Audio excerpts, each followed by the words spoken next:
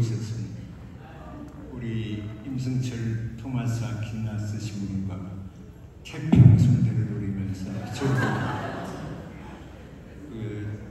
저처럼 뭐 까칠하지도 아니하고 노래도 대가이시고 여러 가지 헤아릴 수 없을 만큼 그러하다 그래서 그건 팩트입니다. 제가 인정을 해줬습니다. 건강하시죠? 네. 예전에 모태신앙 이런 말 들어보셨어요? 네. 모태신앙은 원래 어려서부터 어머니 태중에서부터 교우다. 그래서 동해물과 백두산이 마르고 닳도록 일생 신앙생활을 모태신앙인 사람은 신앙생활을 잘한다. 이런 얘기를 할 때 그분은 모태신앙이야 하거든요. 근데 이게 세월이 흐르면서 다소 변질이 되어서 이제 뭐 때가 되거나 하면 이번에 연령회 좀 하시지요. 아니면 이번에 구역 봉사 좀 하세요. 그러면 뭐라고 해요? 모태이거든. 이번에 연령회 좀 해주세요. 이러면 모태 이래서 원래 모태 신앙은 좋은 말이었는데 이게 잘못돼 갖고는 뭐 좀 봉사 좀 하라고 하면 못해. 역선동에는 그런 분이 없어질 것이고 더구나 우리 임신부님이 또 이 한국 뽑는데 전문이시잖아요. 예전 고인이 되셨지만 이제 김수환 주경님, 뭐 강호일 주교님, 김옥둔 주교님 앞에서도 그 노래로는 일찍 검정을 받으시고 인정을 받으시고 그 역선동 무대가 아마 좁을 거예요. 더 큰 무대에 알아서 놓으셔야 되는데. 그리고 이제 우리 왜 부활이든 성탄이든 되면 우리 고해성사 판공성사 보잖아요. 판공성사 보는데 우리 천주교 신자는 죄가 몇 가지가 있어요. 천주교 신자는 죄가 딱 두 가지. 천주교 신자의 첫 번째 죄는 주일 미사 빼먹은 죄. 두 번째는 이밖에 알아내지 못하는 죄. 그 고해성사 경문을 바꿔야 돼. 그러니까 퉁치는 거거든. 그러니까 뭐 조금 하다가 그냥 이밖에 알아내지 못한 죄도 하고 끝나는 거예요.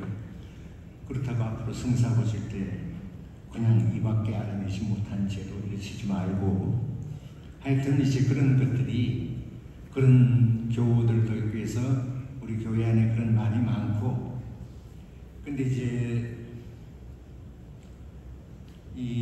저는 주문을 오늘 많이 받았는데 어떤 분은 1시간을 넘기지 말라고 하고 또 어떤 분은 50분을 넘기지 말라고 하고 그러는데 아무리 그렇기로서니 1시간 이하를 하면 너무 그거는 오신 분들에 대한 성의가 없는 것입니다.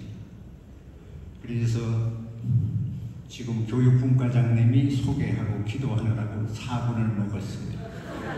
7시 34분이기 때문에 8시 35분까지는 그냥 죽었다 하고 계셔야 돼요.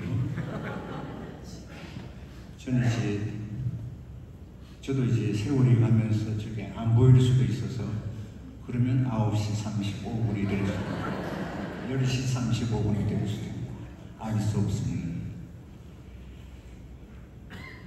근데 이제 뭐 저보다 여기에 연배가 더 많은 분들도 계시지만 이제 나이를 조금씩 들어가면서 이제 뭐 소원한 일, 뭐 씁쓸한 이런 일들이 늘어나는 것도 사실이지만 반대로 좋은 습관이 생길 때도 있습니다. 그러니까 혈기왕성할 때 비판적인 시각이 한풀 꺾인다는 것입니다. 그러니까 젊은 시절 선배들을 바라보면서 도대체 왜 저렇게 사시나 했었는데 지금은 어느덧 세월이 흘러 제가 바로 똑같은 이유로 손가락질 받는 선배가 되어 있다는 사실입니다. 어떻게 저럴 수가 있나 했었는데 이제는 뭐 그럴 수도 있지. 살다 보면 알게 돼. 알면 웃음이 나지. 일러주지 않아도 잠시 왔다 가는 인생,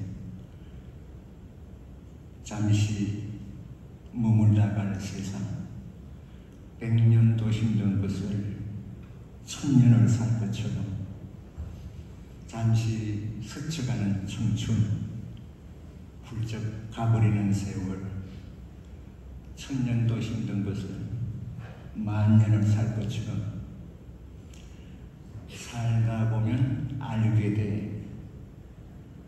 비운다는 의미를 하면서 한 걸음 물러서서 바라보게 됩니다.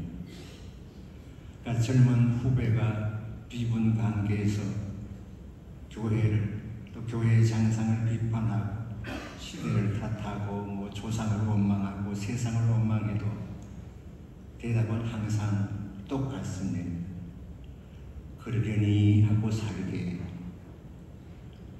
그러려니 하고 지내게, 이런 예화가 생각납니다.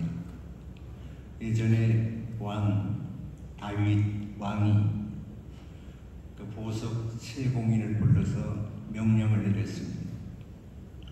나를 위해 반지를 하나 만들어주는데 그 반지에 글귀를 하나 써놓도록 해라.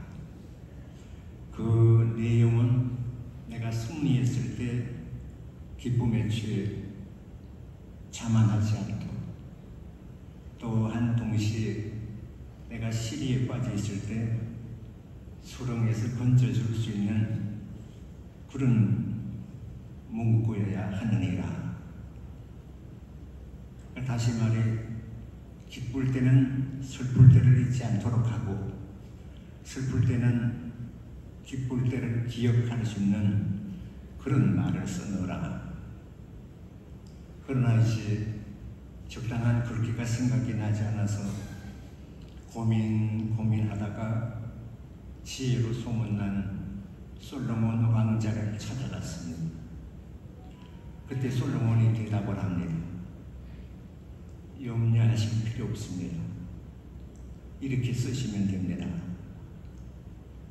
이것 또한 지나가리라. 이것 또한 곧 지나가리라. 왕께서 승리하셨을 때 이 글을 보시면 자만심이 가라앉게 될 것이고, 절망의 순간에 이 글을 보신다면 곧 용기를 얻게 될 것입니다. 그 현각 스님이라고 들어보셨어요? 이 현각 스님이라는 분은 아마 하버드에서 성문사까지는 책도 썼었고, 지금은 한국에서 자기를 너무 연예인 취급한다고 해서 우리나라를 떠났습니다. 우리나라를 떠났는데 이 양반이 이제 하버드 학교 이름 들어보셨죠? 하버드라는 게 보스턴에 있는 그 이제 동문이 오바마 전 대통령이었어요. 뭐 그분에 대해서 저는 길게 말씀드리려고 하는 것이 아니고, 저도 옛날에 그 분이 한국에 있을 때 우리 가톨릭 평화방송이 채널이 33번인가 이렇게 돌릴 때 보면 옆에 불교 방송도 있었고 뭐 이랬어요. 그럼 이 양반이 불교 방송에 나와서 근데 이 영어가 참 쉬웠습니다. 그러니까 선에 대해서 불교에 쨘 이러잖아요, 영어로.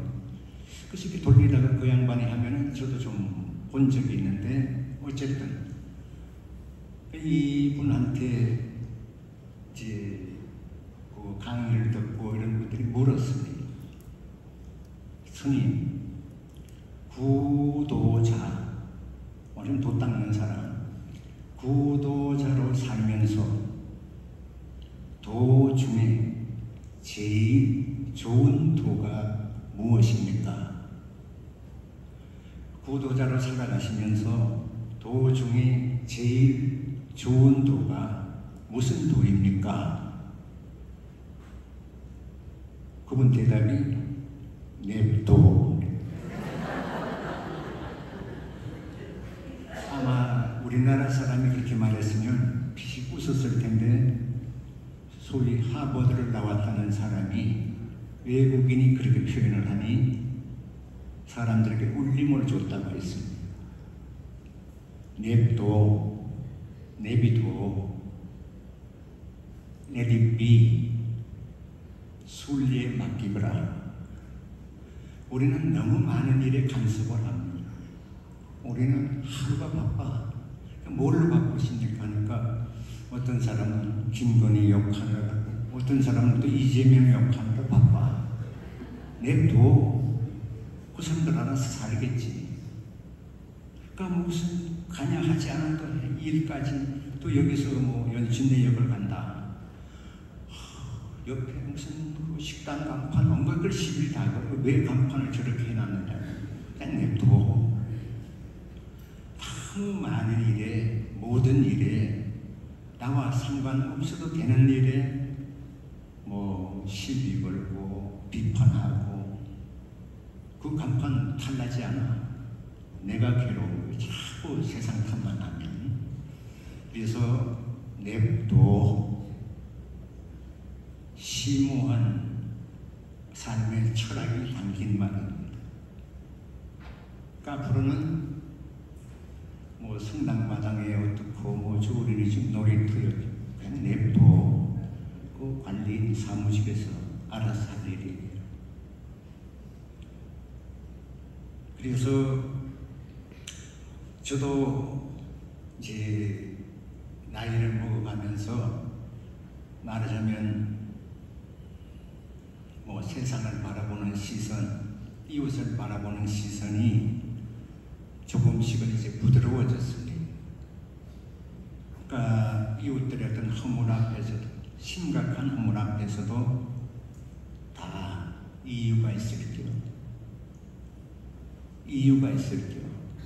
그 사람이 그렇게 하는 데는 다 그럴 만한 사정이 있겠지 하면서 이제 여유를 지닐 수 있게 되었습니다. 그러면 여러분은 아마 그러시겠죠. 옛날 역촌동 있을 때나 그렇게 하지.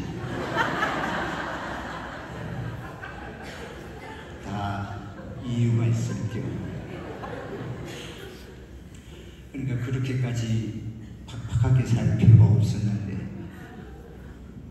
그렇게까지 아등바등 살 일이 아니었는데, 그렇게까지 까칠하게 대할 필요가 없었는데 후회스러울 때가 많습니다. 이 붕진 세상, 이 한 세상을 살아가면서 정녕 중요한 일은 이웃을 향한 연민의 마음입니다. 지난주 복음을 보면 뭐 예수님께서 배에서 내리시어 뭐 이게 목자 없는 양과 같아서 가엾은 마음이 드셨다. 그 당시 그 시대 배경 속에서 목자 없는 양과 같아서 가엾은 마음이 드셨다. 이걸 우리식으로 말하면, 요식하게 말하면 측은지심이 드셨다. 그래서 우리가 이웃에 대해서 좀 모나거나 별나거나 이렇게 사는 일을 봤을 때 그들에 대해서 연민의 시선으로, 연민의 마음으로 가엾은 마음을 지니는 것입니다. 다들 내가 간섭하거나 시비 걸지 않아도 힘겹게 세상 사느라고 생고생을 하고 있습니다. 잘 좀 봐주는 일입니다. 그냥 봐주고 사는 일입니다.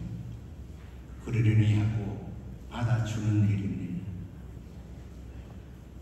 임 신부님도 저쪽에 시애틀 타코마에 계셨는데 저도 예전에도 간 적이 있어요. 그 밑에 보면 그 폐물 비치라고 있어요. 비치 이름, 해안 이름이지. 그게 이제 골프 코스가, 골프 치는 이들은 거기를 동경합니다. 일생 거기서 한번 쳐보면 여한이 없겠다. 뭐 그 얘기를 하려고자 하는 게 아니고, 그 폐불 비치할 때 폐불이 무슨 뜻인지 아시죠? 조약돌. P-E-V-L-E. 그 조약돌, 그치, 조약돌이라는 게 아름답잖아요. 옛날 박상규도 조약돌 뭐 이런 노래 불렀었는데, 그러면 폐불 비치에 가서 그 조약돌처럼 바닷가에 그 자갈 있잖아요. 그게 그렇게 아름답고 부드럽게 된 것은 뭘로 됐다? 정 있잖아요. 우리 무쇠로 된 정, 무슨 조각하거나 할 때 무쇠로 된 정이 아니라 부드럽게 쓰다듬는 물결이라는 사실. 그러니까 오랜 세월이 걸려서 뭐 험하게 생긴 험악한 바위가 결국은 부드럽게 아름답게 돼서, 그러니까 사람을 변화시키고 이것을 달라지게 하는 것은 그런 부드러운 손길, 그러니까 부드럽게 쓰다듬는 그런 우리 마음의 시선, 이게 사람을 변화시키고 세상을 변화시킨다는 것입니다. 그 다음에 이제 나이가 들수록 시간이 빨리 가는 것은 매일 보던 것만 보고 듣던 것만 들어서 인생이 빤하기 때문이라고 합니다. 그러나 인생을 길게 사는 법은 매 순간순간을 새삼스럽게 발견해내는 일일 것입니다. 결국 이웃을 향한 따뜻한 시선, 이웃을 향한 작은 배려, 이웃을 향한 동정심, 결국 이웃을 향한 측은지심, 가엾은 마음을 지니는 것이 우리 이웃을 살릴 뿐 아니라 나 자신도 살고 이 풍진 세상, 한많은 이 세상을 살리는 일입니다. 우리가 구원을 받는다면 과연 무엇으로 구원될 수 있겠습니까? 우리가 공들여 쌓아온 업적으로, 아니면 우리가 성취한 학문적인 업적으로 인해 구원되겠습니까? 우리가 애써 벌고 모은 돈으로 구원되겠습니까? 그것도 아니면 뭐 무슨 외국어 구사 실력으로 구원되겠습니까? 이 모두가 다 아닐 것입니다. 우리가 구원된다면 가장 큰 이유는 우리를 향한 하나님 아버지의 측은지심, 그 넉넉하고 끈질긴 그분의 연민의 마음, 가엾은 마음으로 인해 구원되리라고 저는 확신합니다. 만일 하나님께서 우리가 잘못을 저지르는 순간순간 그때마다 하나님께서 우리의 잘못을 지적하시고 당신 치부책에 기록하시고 가차없이 처벌하신다면 이 세상에 온전히 남아있을 사람은 별로 없을 것입니다. 아니, 살아남을 사람은 거의 없을 것입니다. 하늘을 찌르는 우리의 숱한 허물과 실수, 헤아릴 수 없는 방황과 우려에도 불구하고 그럼에도 불구하고 대자대비하신 하나님께서는 넉넉하고 편안한 미소를 머금으시고 안쓰러운 눈길로 축원지신 크나큰 축원지신 가엾은 마음으로 우리를 바라보고 계십니다.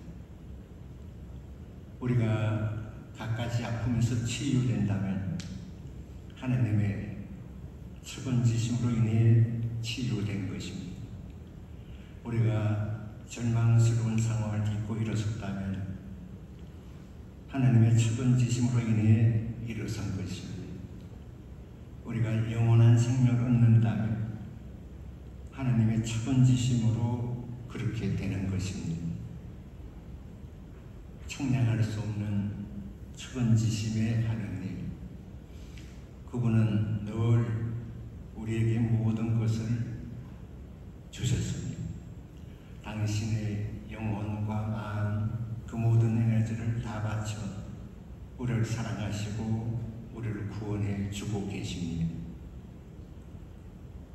그러나 저는 돌려드릴 것이 없어 너무 작고 보잘것없어 송구스럽기 짝이 없습니다. 도무지 가늠할 수 없이 그 큰 책임지심으로 다가오시는 하나님을 생각하니 상척투성이뿐인 저의 삶도 이젠 조금씩 소중해지기 시작합니다. 우리의 상처의 깊은 골도 또 상처나무도 드러는 흉터가 남지만 이제는 그것까지도 우리는 사랑해야 합니다. 작은 바람결이나 조그만 물결에도 쉽게 흔들리고 걸려 넘어지고 마는 우리 자신의 부끄러운 삶도 나약하고 변덕스러웠던 우리의 지난 시절도 조금 더 너그럽고 따뜻한 시선으로 바라볼 수 있을 것입니다. 왜? 이것 또한 지나가리라. 오늘은 어제 죽은 이가 그토록 그리워했던 내일입니다. 지금이 소중한 것입니다. 무슨 언젠가 밥 한 번 사겠다, 언젠가 차 한 잔 사겠다, 언젠간 없습니다. 지금이 소중한 것입니다. 우리가 세상을 떠나서 하나님 앞에 가면 딱 질문이 두 가지. 질문이 딱 두 가지입니다. 첫 번째, 너 살면서 기뻤냐? 너 기쁘게 살았냐? 두 번째, 남도 기쁘게 했냐? 둘 다 동그라미면 천국, 둘 다 X면 난 안 그러고 싶은데 하루 없이 너는 지옥. 지금 모범 답안을 알려드렸어요. 너 기뻤냐? 두 번째, 남도 기뻤냐? 남도 기쁘게 했냐? 그게 예스를 하느니 그렇게 자신 있게 대답할 수 있도록 지금까지는 설사 하지 못했어도 오늘 내가 기쁘게 지내고 또 아까 그 냅도 정신으로 마음에 안 드는 사람 그냥 봐주고 뭔가 사정이 있겠지, 뭔가 이유가 있겠지 하고 넘어가주고 하면서 내가 기쁘게 지내고 또 그 멀리 있는 우리는 아프가니스탄 어디 소말리아 나오면 막 기도도 잘하고 그 사람들 위해서 내가 기도를 더 하는 묵주도 더 해야지 하는데 정작 매일 매일 아침 얼굴을 대하는 내 배우자, 내 가족한테는 웃지라나 미소를 짓지 않아요. 그럼 가는 겁니다. 그 다음에 아까 만난 누구도 그랬어요. 우리는 그 사람 저쪽 방 쓰고 나는 이쪽 방 써서 볼 일이 없다고. 그래서 우리가 특히 배우자에게는 그 사람이 아프면 누구 돈 나가? 내 돈 나가. 아프게 하면 무슨 의미가 있어? 소모적인 것입니다. 그냥 내가 이런 점이 서운했고 마음에 들지 않아. 아이고 인간 바뀌지 않아요. 그냥 그러더니 저 사람은 저런 사람이야 하고 받아들이는 거예요. 왜? 내가 편하기 위해서. 우리 보통 성당에 예비 신자에게 성당에 나온 이유, 계기, 동기가 무엇입니까? 하면 흔히 제일 많이 말하는 게 마음의 평화를 얻기 위해서. 그 대답이 잘못됐다고 할 수는 없지만 주님의 평화를 얻을 주님의 평화. 그러니까 이 세상이 주는 평화, 이 세상이 주는 그런 것 말고 하나님, 예수님만이 주실 수 있는 평화를 내가 누리고 살아요. 지금 죽은 다음에 부활하는 게 문제가 아니고 지금 이 성에서 평화를 한자로 어떻게 쓰는지 아십니까? 공평하다는 평자를 쓰고 화는 교화변의 입구를 씁니다. 굳이 직역을 하자면 공평하게 사람들의 입에 쌀, 벼하니까 밥이 들어가는 것입니다. 우리 교회식으로 해석하자면 내 관심, 내가 생각하는 친절, 내가 생각하는 배려, 이것이 모든 이에게 공평하게 골고루 모든 이 입에 들어가는 것입니다. 그러니까 평화, 그리스도 우리의 평화, 평화, 강 같은 평화, 바다 같은 하는데 내가 그거를 미소로 받아들이고 그러려니 하고 지내면 나도 평화롭고 그이도 평화롭고 다 평화로워지는 것입니다. 이게 무슨 평화, 입술로는 부르짖는데 내가 그것을 살면서 지낼 때, 내가 행할 때 그 그림 같은 평화도 내 목구멍으로 넘어가서 내 뼈가 되고 내 살이 되고 내 피가 되는 것입니다. 그걸 우린 살아야 돼요. 그러니까 먼 나라를 위해서 기도 바치는 거 안 하는 것보다 낫겠지. 내가 얼굴 맞대하는 사람, 그 왜 9.11 때 죽은 이들이 그 나중에 죽기 직전에 휴대폰에 남긴 말이 뭐예요? 아니면 생존자도 마찬가지. 그날 아침 둘 다 맞벌이 하느라고 눈도 제대로 못 마주쳤는데 그때 내가 한 번만 눈을 마주쳤으면 한 번만 더 호응을 했더라면 한 번만 내가 그 일을 다시 이렇게 미소를 지어 보였더라면 그걸 못한 게 아쉽다는 것입니다. 그걸 죽을 때 해야 돼. 살아있을 때 지금 하면 되는데 아무리 젊은 것들은 아직 지금 이 나이가 어땠어? 그 상대방 배우자 아프거나 누구 아프면 다 우리 집안 돈 나가는 거예요. 왜 그런 미련하고 소모적인 짓을 해? 그 사람 아프면 나도 손해요. 꼭 이웃 사랑으로 남편, 아내 사랑으로 돌봐줘서가 아니고 그래서 그런 것을 하고 다음에 제가 오늘 진짜로 말씀드리고 싶은 것은 저는 복음 중에 그 요한복음 12장 있잖아요. 쉽게 말해서 밀알 하나가 땅에 떨어져 죽으면 아시죠? 근데 이 말을 그러니까 우리가 살면서 예수님 만나보고 싶어 하거든요. 내 믿음도 신앙도 좀 더 깊어지고 또 예수님을 좀 만나봤으면 하는 희망은 우리가 매일 주님을 모시고 살면서도 계속 갈증을 느끼게 하는 소망인지도 모르겠습니다.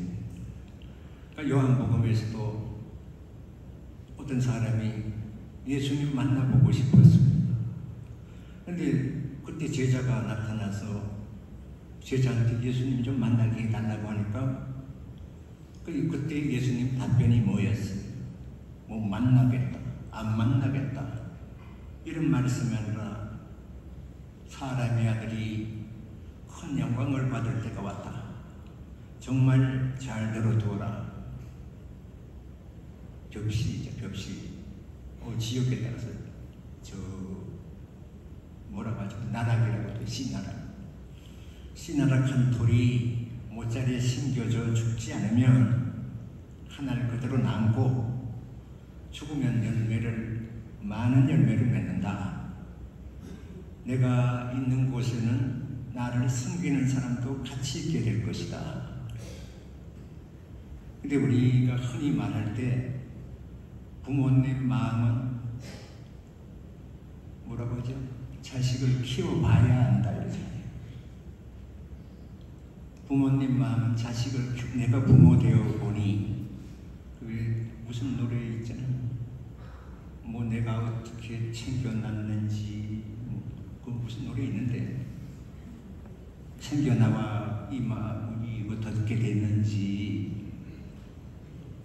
그런데 이 세상에 우리나라든 뭐 어디 동남아시아든 유럽이든 뭐 저 중남미든 아프리카든 이 세상의 부모의 일생을 두 마디로 압축해서 요약해 보시오. 부모님의 일생을 두 마디로 요약해 보시오.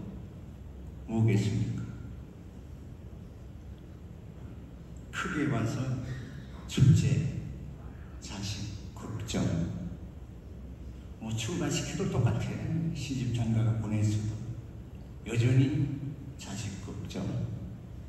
두 번째, 자식 자랑.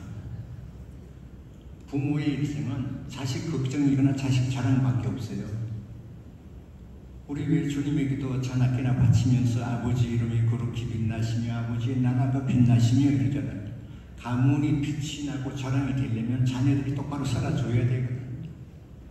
사는 게 영 아니면 부모까지 나오잖아. 무슨 범죄 생기거나 발생하면 그거 사형수 무슨 흉악범에 보면 무슨 죄가 있어요.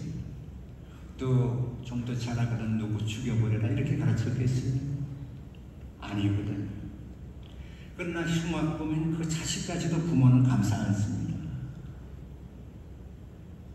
그러니까 이 지상에서 하나님의 그 사랑을 그나마 조금 맛볼 수 있는 게 부모님 사랑이라 그러잖아요. 그러니까 자식 자랑, 자식 걱정인데 어떤 부모는 평생 자식 걱정마다 일생이 끝나는 수도 있고 또 자녀들이 나름대로 제대로 올바로 살아주면 가끔은 자식 자랑도 하거든. 그러니까 우리 부모님에게 어른들에게 자랑이 될 수 있어야지. 어머니가 왜 위대하겠어요? 99가지를 서운해하게 해드리다가도 딱 한 가지만 자기 마음에 드는 놈아 우리 아들, 우리 딸. 그 다음에 당신이 100가지 중에 99가지를 나에게, 자녀에게 잘해주다가도 한 가지 자식 마음에 흡족지 못했다 싶으면 그걸 늘 자나깨나 안전하거나 걱정하는 분이 어머니잖아요. 어머니란 게 내가 최초로 알게 된 사람이 어머니잖아요. 내가 최초로 불러본 이름이 어머니거든. 내가 최초로 알게 된 언어가 어머니거든. 어머니. 그러니까 나중에 뭐 잘 모시겠습니다. 뭐 나중에 다 필요 없고 지금 얼마 전인가 저는 저희 어머니가 돌아가신 지가 1972년이니까 그러니까 한 50몇 년 지났어요. 지금은 생각도 안 나. 그러니까 애써 얼굴을 떠올리면 이렇게 이렇게 했었지 싶은 거예요. 내가 무슨 어버이날 무슨 날 뭐 어디 한우 뭐 어디 뭐 배에 갖다 바치고 싶구나. 내가 그걸 할 수 있을 때가 됐을 때는 그 대상은 이 세상에 존재하지 않는 것입니다. 왜 죽은 다음에 무슨 영안실, 그 서울 성모병원 영안실 가봐요. 그 특실 1호실 쓰는 사람 있잖아요. 대체로 그 불효했던 놈이에요. 그냥 쓰면 되지. 죽은 다음에 왜 큰 방 써, 빈소, 돈 더 비싼데. 그럼 조의금 더 들어올까봐? 그 쥐가 먹거든. 아니, 그렇다고 1호실 쓰는 분이 다 그렇게 한 건 아니고, 살아생전이라, 살아생전이. 그거 하고 싶을 때는 이미 없어. 그걸 알면서도 안 하는 거예요. 내가 바빠서. 그렇게 바쁘면 진작 죽지 뭐하러 살라고 바쁜데. 마음이 없는 거지. 아무 생각을 했는데 안 되네요. 그래서 예수님 말씀이 나는 한 톨의 신나락과 같다. 이 신나락이 모짜리에 생겨서 죽지 않으면 하나 그대로 남아있고 죽으면 많은 열매를 맺듯이 나 역시 내 하나 죽음으로써 세상에 생명을 주려는 한 톨의 신나락이다. 참 묘한 말씀 같지만 이 말씀은 우리에게 용기를 줍니다. 희망을 주고 믿음을 주고 생명을 주고 산맛을 나게 해줍니다. 사람은 나이가 많아질수록 육신은 약해지지만 삶의 지혜는 넉넉해집니다. 그러니까 삶의 지혜가 풍부한 어른들께서 하시는 말씀 중에 이런 공통된 것이 있습니다. 나 하나 죽은 셈 치고 살면 만사가 조용해질 텐데, 나 하나 죽은 셈 치고 살면 만사가 조용해질 텐데 라는 말입니다. 어찌 보면 체념한 듯, 어떻게 보면 달관한 듯 말씀이 바로 그것입니다. 어른들은, 부모님들 특히 어른들은 자식들이 알아주든 알아주지 않든 계속해서 자식을 위해 믿어주고 속아주고 대신해주고 견디어주고 아껴주고 주어주는, 그러면서도 하나도 수군해하지 않는 그런 마음을 터득하게 됩니다. 그렇기 때문에 부모님들은 예수님 마음을 더 잘 이해하고 신앙의심도 깊어지는가 봅니다. 예수님은 바로 이런 마음을, 나 하나 죽은 셈 치고 살면 만사가 조용해질 텐데 하는 마음을 지니고자 하십니다. 예수님께서 취하시는 입장이 나 하나 죽으면 세상이 살게 된다는 것입니다. 죽은 셈 친다고 찍소리 못하고 산다는 게 아닙니다. 두려움 때문도 아닙니다. 어느 부모도, 이 세상 어느 부모도 겁이 나서 그런 입장에 서지는 않습니다. 다만 그렇게 함으로써 부모의 사랑이 그 자식의 마음에 새겨지기 때문에 그렇습니다. 또 자식, 자녀 또한 그런 헌신적인 부모님의 이런 모습에서 사랑을 배우게 되는 것입니다. 나는 너의 부모가 되고 너는 나의 자식이 되는 이 사랑의 끈은 부모님의 그 죽어 사는 사랑을 통해서 자식의 가슴에 새겨지게 됩니다. 그러니까 예수님께서도 우리와 그런 새 계약을 맺으실 때 내가 네 가슴에 새겨줄 내 법을 말한다. 그들 마음에 내 법을 새겨주어서 나는 그들의 하나님이 되고 그들은 나의 백성이 될 것이다. 그래서 이 예언자가 새 계약을 맺으리라는 일이 있은 후에 이에 대해서 한 말씀도 하시지 않다가 예수님께서 비로소 새 계약을 맺으시겠다고 하십니다. 뭘로? 당신의 죽음을 통해서. 바로 당신의 죽음을 통해서. 그러고 보면 우리 인생살이 나 하나 죽은 셈 치고 살아야 만사가 편안해지는 인생살이, 때로는 괴롭기까지 피하고 싶은 이 길이 곧 예수님 편에 서 있고 또 예수님을 만나는 순간인 걸 알게 됩니다. 제가 예전에 있었던 본당 일입니다. 욕촌동 본당은 아닙니다. 오랫동안 옛날 남편들 중에 숙주증뱅이가 많았어요. 오랫동안 실직을 한 남편이 주정뱅이가 되어버려 고생을 많이 한 부인이 있었어요. 그래도 그 전 남편이 벌어다 줄 때는 벌어다 주는 돈으로 살림을 했는데 실직을 하고 주정뱅이가 되고 나서부터는 살림이 어려워서 이제 뭐 화출보도 나가게 되고 그러다가 나중에 조그만 구멍가게를 열었습니다. 그래도 그 남편은 속을 못 차렸고 아내를 속이거나 뭐 협박해서 돈을 뜯어내서는 술을 낙으로 세월을 보냈습니다.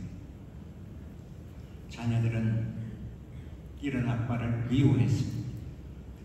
차라리 아빠가 죽었으면 좋겠다는 얘기까지 나왔습니다.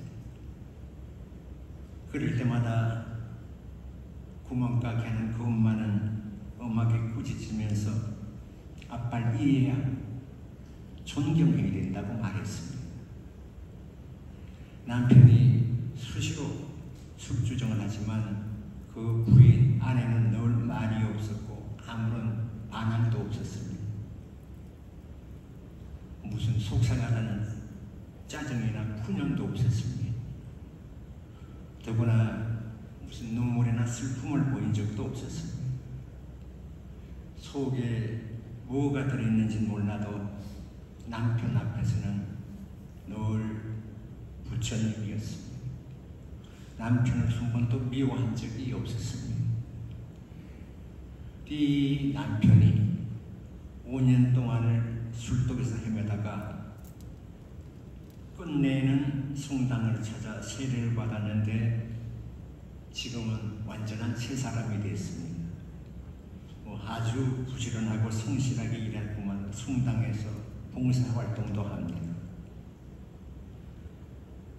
그 술주정이던 그 형제가 말하기를 자기한테는 아내가 예수님이 하나님이 태양이라고 했습니다. 빛은 사람을 변화시킵니다. 그러나 죽지 않고는 빛이 되지 못합니다. 아내가 속으로는 눈물을 강물처럼 불광천이 범람처럼 눈물을 흘리고 그랬을 것입니다. 그래서 이쪽에 아마 그런 사람들 요새 요 얼마 전 불광천 범람을 했다고 그랬죠. 아마 구멍가게 하는 어떤 여인이 막 나는 모르게 눈물을 흘릴 수도 있을 것입니다. 그런데 그러니까 뭐 짜증, 분노 이런 걸로 어쩌면 숯보다도 더 새까맣게 타들어갔지만 혼자서 죄로 태우고 불살라 버렸기 때문에 남편의 빛, 가정의 빛, 공동체의 빛이 될 수 있었습니다. 자기를 죽일 수 있는 사람은 여러 사람을 살리고 구원합니다.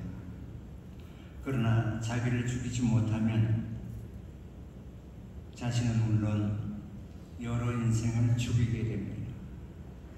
우리가 무슨 공부하는 학문의 길에 왕도가 없듯이 주님의 제자가 되는데도 왕도가 없습니다. 그러니까 예수님을 따른다는 것이 어찌 보면 죽음이면서 삶입니다. 우리가 누구를 사랑한다는 것도 그렇습니다. 내가 사랑하기 위해서는 그 사람 앞에 내가 죽어야 하는 것입니다. 참으로 죽을 수 있을 때 비로소 참 삶이 이루어집니다. 이와 같은 역설이 성경이 우리에게 일러주는 메시지이기도 합니다. 내가 오늘 그리스도를 위해서 죽는 게 아주 죽는 건 줄 알지만 결국 그것이 사는 길입니다. 내가 오늘 주님 때문에 손해보고 희생하는 것이 아주 이른 것인 줄 알지만 사실은 그것이 참되게 얻는 길이요, 진정한 이득이 되는 것입니다. 그래서 주님은 잃는 사람은 얻을 것이고 얻는 사람은 잃을 것이다 하고 말씀하셨습니다.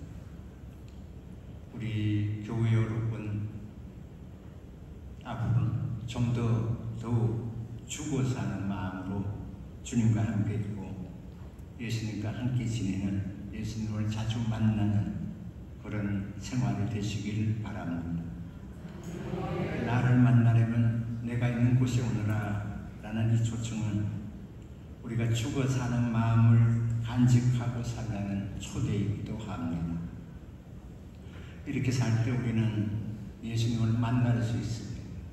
이렇게 살 때 우리는 예수님과 가까워질 수 있습니다. 이렇게 살 때 우리는 예수님과 비로소 친해질 수 있습니다. 미랄 하나가 땅에 떨어져 하는 게 우리 부모님들 어른들이 옛날에 나 하나 죽은 셈 치고 살면 만사가 편안해질 텐데 그게 미랄 하나가 땅에 떨어졌거든요. 우리가 성가에도 있고 그 노래를 무수히 부르고 하지만 우리 입술에서 거치지 않고 우리가 무슨 대단한 희생을 하고 무슨 거창한 무슨 하는 걸 바라지 않아요. 우리 배우자입니다. 그냥 내가 싫어하는 거 조금 덜 해주는 거, 그 다음에 내가 하는 걸 조금만 그 습관을 바꿔주는 거, 나를 기분 나쁘게 언짢게 하는 말을 한번 좀 참아주는 거, 이걸 원하지 무슨 천지개벽을 해서 확 달라가셔가지고 무슨 어떻게 변할 기대하지도 않습니다.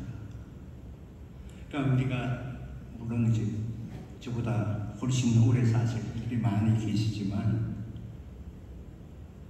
가족, 자녀, 남편, 아내 서운하게 하고 속상해하고 하는 거 있잖아요. 그게 내 손에 그 사람 아프면 있잖아요.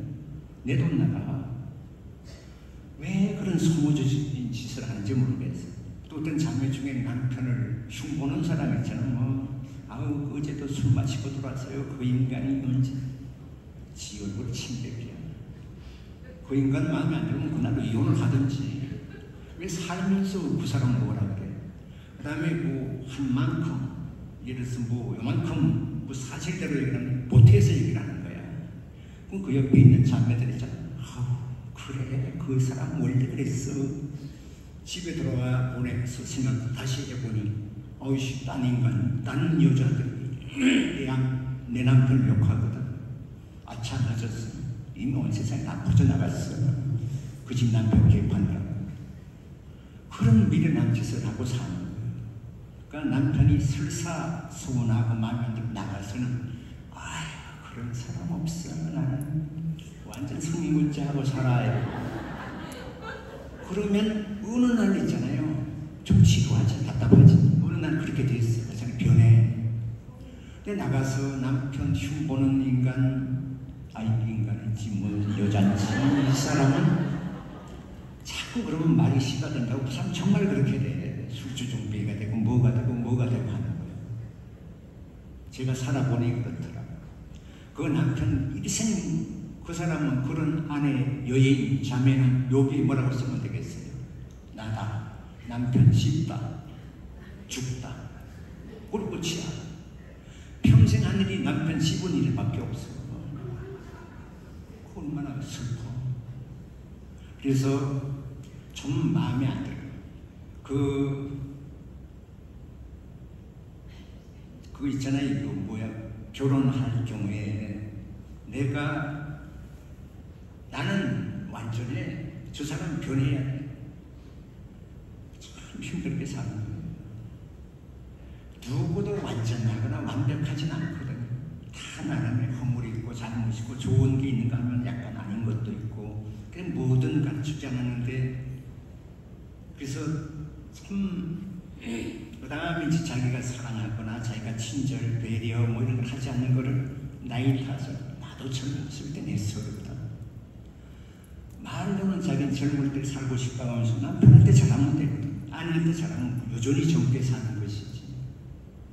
그래서 뭔데 하는 거 말고 저 어디 머리 떨어진 무슨 뭐 나와하는 마을에 돕기하고 내가 후원회 몇 개 하는 자는 이런 거 잘하면 내 집에 사는 사람한테 잘한다.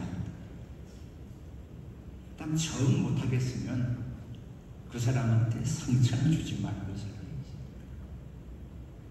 그렇게 사세요. 저는 지금 아내가 있으면 24시간을 다 바쳐 다 해주고 싶어요. 다 해주고 싶어요. 세탁기를 다 치우고 다 손빨래해서 다 해서 주고 싶어. 그러나 그 대상이 없어. 저는 어머니한테도 잘하고 싶어. 근데 왜 그 양반은 한 50년 더 살고 가지? 그것도 1970년 내가 돈도 없을 때 돌아가셔가지고 지금 내가 한우 갈비 뭐 무슨 좋다는 거에 다 갖다 바칠 수도 있는데 그 대상은 이미 이 세상에 존재하지 않는다는 것입니다. 그 다음에 이제 이 교육분과장이 자꾸 저쪽 마이크 앞으로 하면 그만하라 이거거든. 아직 시간 남았어요. 저도 시계 볼 줄 알아. 옛날 김신홍과 보좌신부라는 친구 있었어. 그게 뭐 강론할 때면 여기 자꾸 왔다 갔다 해. 신경 쓰이게. 안 보이는 것 같아요. 있잖아요. 다 보여요. 그래서 그러니까 다 나약하고 변덕스러운 인간 존재로서 남의 허물을 한번 좀 참아주고 받아주고 다 이유가 있어요. 그 사람도.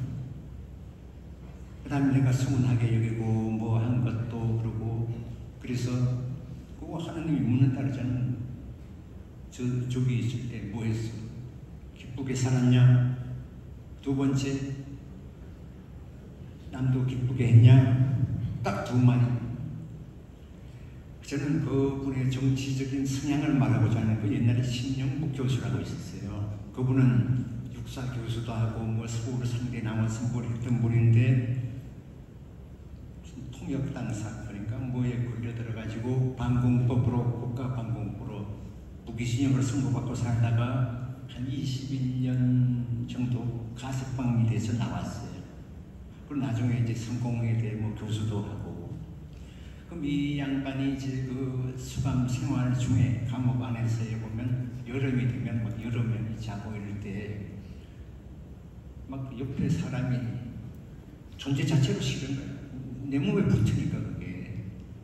그래서 내 몸뚱아리 하나로 옆에 사람에게 이 피해를 주는구나. 이랬는데 이 그 감옥의 동료들 중에 나이가 많으신 분이 그 천국, 지옥 있잖아요. 그걸 바로 한다고 하더래요. 어떻게 그 천국, 지옥 갈 사람을 아십니까? 그 어르신 말씀이 장지를 따라보면 압니다. 내가 장지를 나도 연령에 봉사하면서 많이 따라봤는데 모르겠던데요. 그 장지에 갔을 때 저 누구 고인이 있어. 아이고 잘 죽었네. 그렇게 주변에 십자가를 주고 애를 먹이더니 잘 죽었네. 아이고 진작 죽었어야 되네. 이러면 지옥 갔다는 거야. 그 다음에 법 없이 살고 있는데 좀 더 사셨어요. 그 좋은 일 많이 하셨는데 벌써 가시다니. 이런 사람은 천당 갔다는 거예요. 장지에 가서 말하자면 주위의 평판이나 사람들의 어떤 평가가 이성에서 다 이루어진다 뭐 이런 얘기예요. 뭐 그럼 그럴 수 있지. 갑자기 무슨 악인이 어느 날 선인이 되진 않거든요. 그래서 주변 사람들의 무슨 평판이나 뭐 이런 거가 두려운 게 아니고 내 나름의 소신을 갖고 살지. 일생을 살면서 좀 더 아까 그 숙주정뱅이 자녀처럼 우리 아빠 빨리 죽었으면 좋겠다, 뭐 차라리 죽었으면 좋겠다, 이제 그런 거 하지 말고 좀 더 그러니까 우리가 지금 혹은 뭐 장마철, 요새 장마 이름도 뭐 앞에 많이 갖다 보면 뭐 마른 장마, 젖은 장마, 무슨 장마 이러는데, 근데 장마를 이렇게 무던히 참고 견딜 줄은 몰라. 그리고 이제 요새 뭐 기후 변화, 기후 위기 하는데, 그래도 보면 뭐 밭에 심어놓은 고추, 콩 나름대로 그래도 다 튼튼하게 잘 자라고, 눈에 심어놓은 모내게 하는 것도 원기왕성하게 자라는 것도 사실입니다. 자연 우리에게 많은 것을 가르쳐 줍니다. 자연만큼 하느님의 섭리에 잘 순응하는 것도 없습니다. 비가 오면 비 맞아, 따가운 햇빛이 내리면 그 햇볕 고스란히 다 받습니다. 그래서 모든 것이 순조롭게 진행되고 부드럽고 아름답게 가꾸어져 가는 것입니다. 모든 자연은 이토록 하나님께 순응을 하건만 유독 인간만이 하나님의 섭리에 적응하지 못하고 반기를 합니다. 추우면 춥다고, 더우면 덥다고, 짜증도, 에어컨 끄면 에어컨 틀어라, 에어컨 켜면 춥다고, 어느 장단에 맞춰. 하나님 섭리에 반항하는 것, 그것이 인간입니다. 그래서 병들고 나약해지고 추하게 변해가는데, 그러나 인간은 그 진리를 모릅니다. 그 자연이 아는 진리를 만물의 영장인 인간만이 모르고 있습니다. 아니, 모른다고 하기보다는 그 진리대로 살지를 않습니다. 그래서 예수님은 오늘 우리가 다 아는 자연을 비로 말씀하시잖아요. 밀알 하나가 땅에 떨어져 죽으면 한 알 그대로 남고, 아니 죽지 않으면 한 알 그대로 남고, 죽으면 많은 열매를 맺는다. 인간이 자란다는 것은 한 알의 밀알이 땅에 떨어져 죽는 것처럼 하느님께 대한 반항이 죽어야 하느님께 대한 불평이 죽는 것을 말합니다. 우리가 죽지 않기 때문에 툭하면 하느님께 또 이웃에게 악을 쓰고 대들고 이를 갈면서 투덜대는 것입니다. 이 천주교의 영세를 받기 전에는 자기 일이 잘 안 풀리면 조상 탓을 했어요. 아니면 시대를 탓했어요. 이 천주교 입교에서 영세를 받고 나면 뭔가가 지가 게을러 빠져서 안 풀리면 하느님 탓입니다. 하느님은 가만히 앉을 때 봉변을 당하는 거예요. 제가 처음 사제생활한 게 대치동 성당이었는데 그 파랗군 성당은 미어터져 16,000명. 그 수능 학력고사 가득 찹니다. 이 복도가 없어요. 그러니까 그 주임신 분이 돌아가셨는데 뭐 이렇게 훈금을 받아 평일인데 받아서 물론 장학금으로 뭐 어디 외계 여상 어디 주고 했는데, 그럼 이제 12월 요즘하고 아마 대학 입학 발표 시기가 다르겠지만 12월 언제쯤 되면 그 수험생 밑을 알아요. 어느 집에 전화를 해도 탈 안 해도 탈 떨어졌는데 전화해가지고 물어보는. 또 그럼 이 12월 25일 성탄 대축이 되면 떨어진 집안에는 예수님이 다 죽었습니다. 성당에서는 예수님이 태어났다고 뭐 구세주 빨리 올 사람 뭐 하는데 죽었어요. 내가 그토록 열심히 믿었는데 묵주 바쳤는데 내가 묵주 믿듯이 55단도 바치고 55단 바치면 학력 법무수사 점수가 55점이 올라가야 돼. 이러다가 결국은 12월 되면 없어지. 내가 쓸데없이 그런 길 다녀가지고 그러다가 이제 2월이 되면 있잖아요. 우리 사순시가 약간씩은 다르지만 2월 하순 되면 전부 재수생하고 이런 데 가야 하거든. 그때 대해서 내가 잘못 생각했다고, 예수님 있는 것 같다고, 아니 우리 애가 재수하는데 또 올해 한 해 그렇게 되면 어떻게 잘못 생각했습니다. 그래가지고 우리 공식적인 전례시기보다 예수 부활이 2월이면 벌어져 하라고 했어요. 예수님이 살아있다는 거예요. 예수를 죽였다 살렸다 지 맘대로 하는 거예요. 내 마음 상태, 우리 자녀의 축복이 있거나 뭐 아니거나 이런 거에 따라서. 그래서 그 우리 뭐 하면 뭐 팔은 안으로 굽는다 이런 말 하잖아요. 팔이 바깥으로 보면 병신이 되지. 전 우리말 쓰는 애들 자매님들이나 뭐 반팔 긴팔 하는 사람 있잖아요. 뭐라 그러지? 쪽발이 말로 어깨에 넣는 말. 소매라 그래야 돼. 소매, 민소매, 반소매, 긴소매 이래야 되거든. 반팔이면 병신이지. 남편 보고 있잖아. 오늘 나한테 반팔 입고 와. 그럼 팔 자르고 오라서 그러잖아. 반소매, 긴소매, 민소매 있는데 왜 굳이 뭐 반팔, 긴팔, 무슨 팔?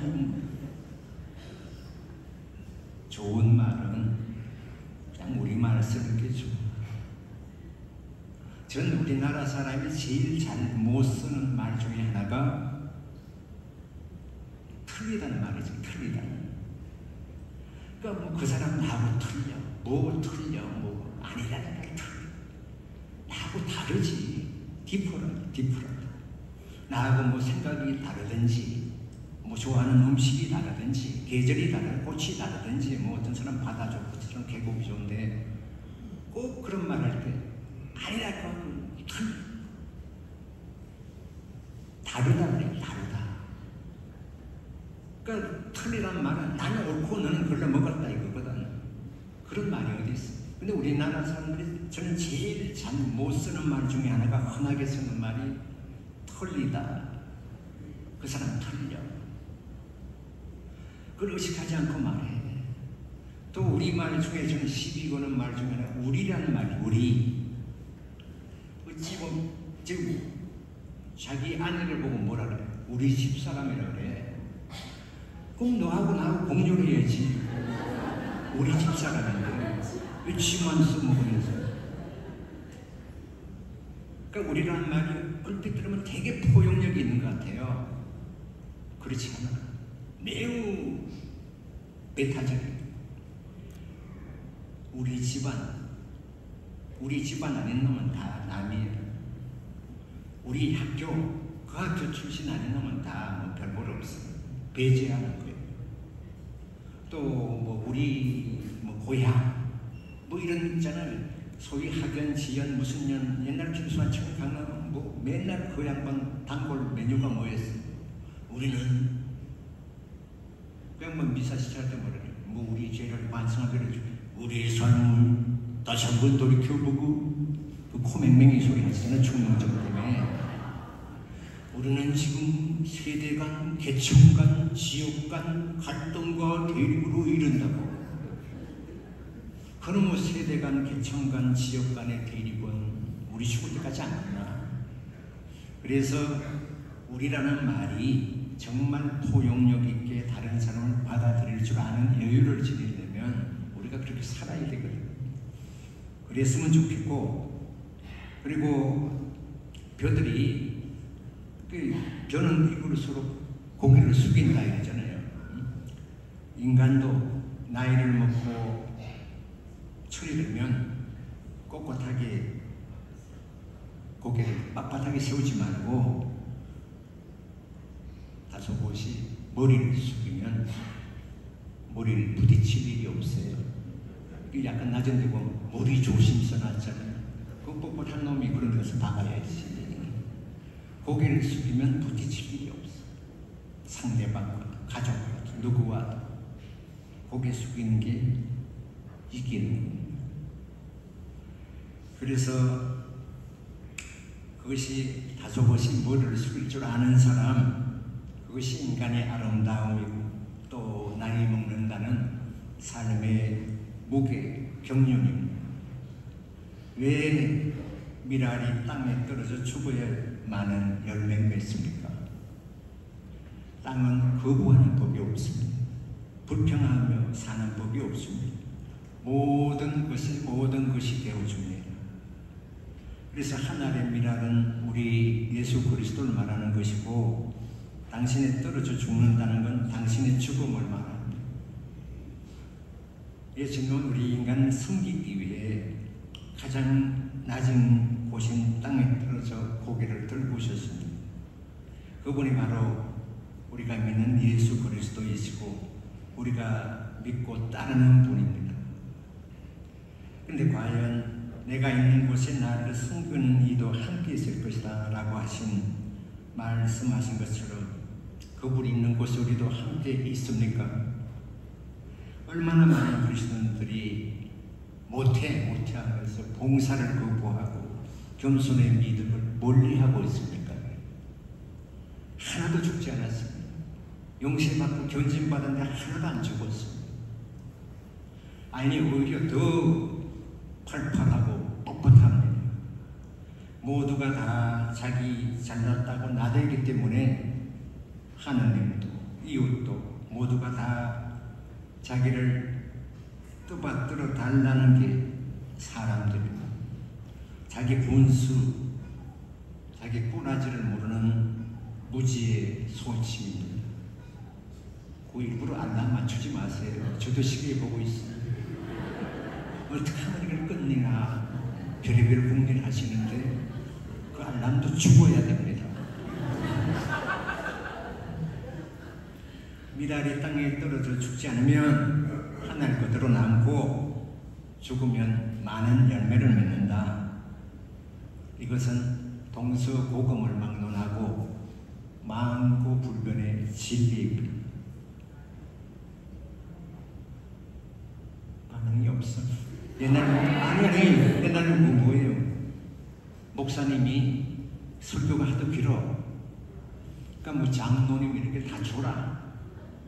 그러다가 이제 졸다가 약간 잠이 깼는데 목사님의 고대목이 뭐였느냐면 하나님 말씀은 진리입니다. 하나님 말씀은 진리입니다는 이 자다 깬 장로가 맞습니다. 목사님 말씀은 진리입니다. 진리고요. 진리고 말고요.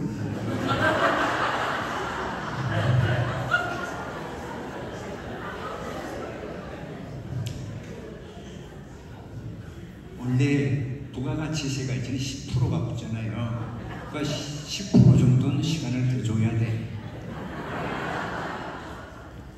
돈도 안 나가는데. 그 다음에 이제 제가 좋아하는 묵상거리 중에 하나가, 저도 뭐 외국에 많이 있었잖아요. 그 버지니아, 그다음에 무슨 동굴이 있어요. 거기 가면 이제 써진 문구 중에 어떤 사람이 사는 게 너무 힘들어서 기도하러 들어갔어, 성당에. 그 예수님은 전문이 뭐예요? 침묵이잖아요, 침묵. 대답을 안 해줘. 그러니까 그런데 정말 저 힘듭니다. 저에게 힘을, 용기를, 위로를, 살아가는 힘을 주십시오. 이 사람은 처절해, 절박해. 꼭 예수님 소리가 들리는 거야. 그 이 사람이 이제 막 불만의 내용이 뭡니까? 예수님은 사랑하시는데 당신 날 사랑하십니까? 날 아십니까? 뭐 챙기십니까? 보살펴 주십니까? 이런 내용이야. 그렇지. 미국 땅이니까 How much do you love me? 나를 얼마만큼 사랑하십니까? 이 말이잖아요. 그러니까 예수님이 십자고상이잖아요. 십자가 저기서 슬금슬금 내려와. 그래서 내가 얼마만큼 저를 기억하고 사랑하십니까? 하니까 어떻게 이만큼. 옛날 히딩크 광고 때 뭐 얼마만큼, 하늘만큼, 땅만큼, 엄마 좋아, 아빠 좋아, 얼만큼, 요만큼 이렇게 하다가 이만큼 해야 그만 묻잖아요. 이만큼, this much. 더 이상 팔을 벌릴 수 없을 만큼 내가 너를 기억한다고 사랑한다고 챙기고 있다고. 그러고 어떡하셨어요? 원시 올라가셨어요. 그래서 십자가 고상을 바라볼 때 우리는 예수님 하면 나한테 십자가를 지고 너도 짊을 지고 따라와, 왜 가벼운 거 지고 엇박지르는 이런 예수님을 인식을 하고 있는 거예요. 그게 아닌데 우리는 이성에서 십자가와 부활이 두 가지를 살아야 되거든. 죽은 다음에 부활이 아니고 이 두 축이 십자가 없는 그리스도도 없고 또 십자가로만 끝나는, 우리는 십자가에 대해서만 가르쳐, 부활에 대해서는 안 가르쳐. 그 죽어봐야지, 내가 안 죽어봤어, 뭐 이런 식이에요. 그래서 예수님이 디스마치 이만큼 사랑한다고 하고 십자가상에서 우리 중에 안 드러나네. 그러나 십자가 고상 아시잖아요. 그러니까 우리가 성체 조별하거나 성당성 묵상할 때 그 정화무계 신부 한 말 중에 나를 구체적으로 뭐 다른 누구 보편적인 사랑 말고 나를 사랑하셔서 이만큼 하고 가서 부당한, 부족한, 부끄러운 나를 위해서 돌아가신 분이 예수 그리스도이신데, 그분이 그 집안에도 왜 십자가 고상 같은 거 우리 놔두잖아요. 거실에. 그 십자가 지기 싫은 사람은 집에 있는 십자가 고상 위에다가 옷을 걸잖아요. 안 하려고, 안 따라 살라고. 고상은 선물 보고서 또 제일 비싼 걸 사. 그렇다. 그런데 또 옷걸이로 써먹는 간다. 그러면 안 되고, 십자가를 바라볼 때마다 나도 우리 남편, 배우자, 아내, 자식, 자녀를 위해 좀 더 작은 친절, 배려, 그걸 살겠습니다. 내가 요만큼만 더 주겠습니다. 그 인간보다. 이러고서 우리가 살아내는 사람이 돼요. 그게 십자가를 지고 가는, 사순식 때 하는 거 말고, 그 계절적으로 무슨 사랑했다 말았다 이럴 필요가 없고, 좀 시즌이 없다 그러잖아요. 무슨 타이어도 시즌이 없다고 하는 판인데 왜 인간이 시즌을 따라가냐. 그래서 작은 배려나 친절한 걸 우리가 지금 살아내고, 제발 남편이나 아내 한 요만큼만 내가 더 참아주고 기다려주고 죽어주는 그런 사람이 되면 좋겠다. 난 지금 안에 있으면 24시간 맨날 뭐 다 해줘. 없어, 해주려니까. 그래서 우리 부모님 저도 챙기고 있어요. 기억도 안 나. 왜 내가 그것도 못할 때. 그래서 내가 정말 그걸 깨닫고 생각이 날 때 그 대상은 이미 이 세상에 존재하지 않는다. 그래서 그 사람의 어떤 허물이나 정말 심각한 허물이 있어도 내가 조금 더 넓게 그거를 지내고, 그래서 우리가 뭐 미란 하나가 생각날 때 나 하나 죽은 셈 치고 살면 우리 집안이 편안해질 텐데, 뭐 우리 공동체가 편안해질 텐데, 그런 마음을 지닐 때 우리가 신앙적으로 더 성숙한 신앙으로서 사는 것입니다. 그러니까 뭐 구역의 반장, 뭐 어디 봉사 좀 하세요. 예스 하고 나가야지. 못해. 그러면 안 되는 거예요. 그것도 할 수 있을 때 하는 거예요. 나중에 뭐 있잖아, 내가 뭐 좀 사람들한테 하면 해달라고도 안 해. 하자고도.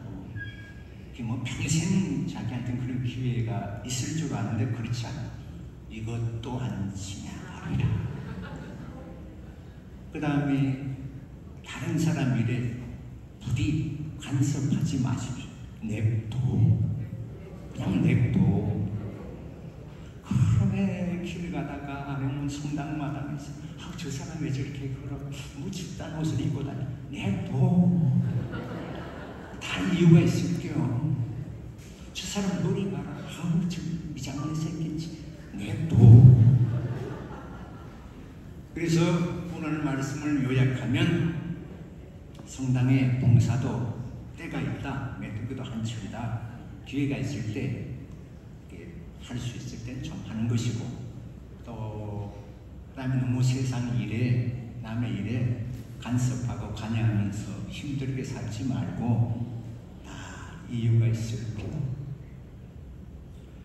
그래서 내 하나 죽은 셈 치고 살면 만사가 편해질 텐데 냅도 정신으로 지내시고 또 예수님의 사랑이 긴가민가 싶으면 십자가를 보면서 나 이만큼 사랑한다고 그래서 좀 십자가 고상에 계시구나.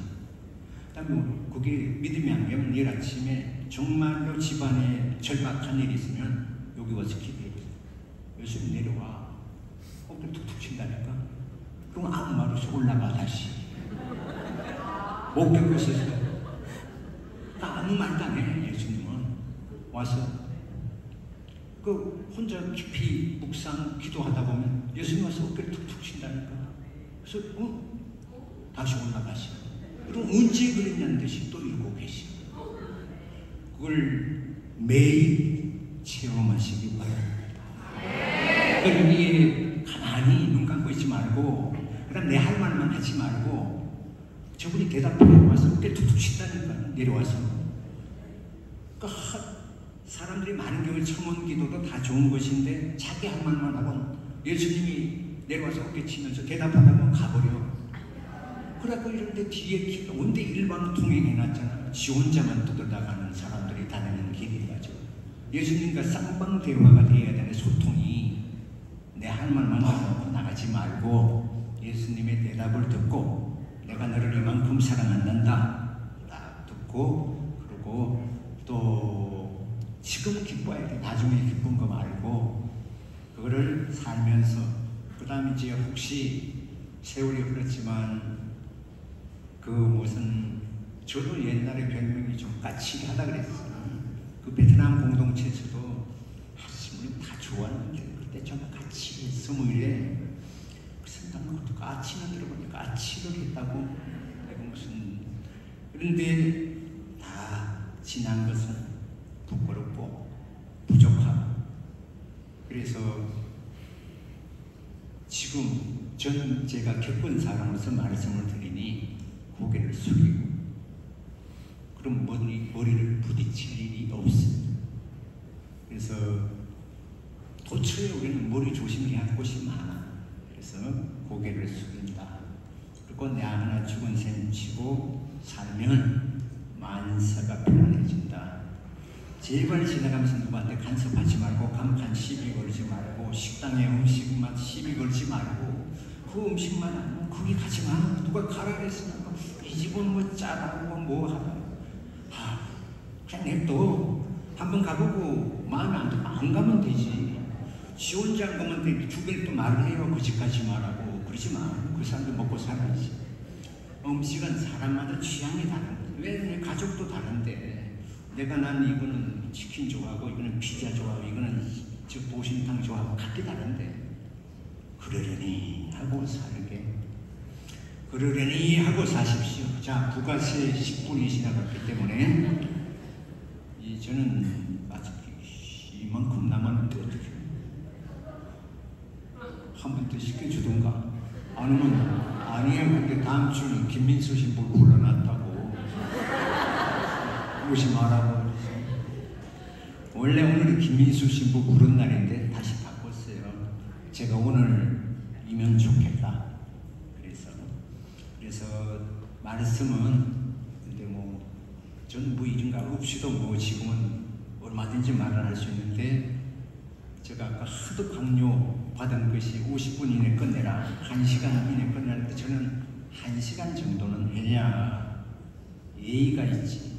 그 일부러 더운데 구들주간에 나왔는데 아셨죠? 네. 냅도 정신으로 산다.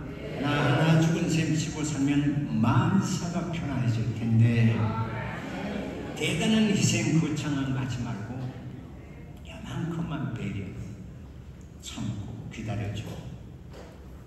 그러시면 좋겠습니다.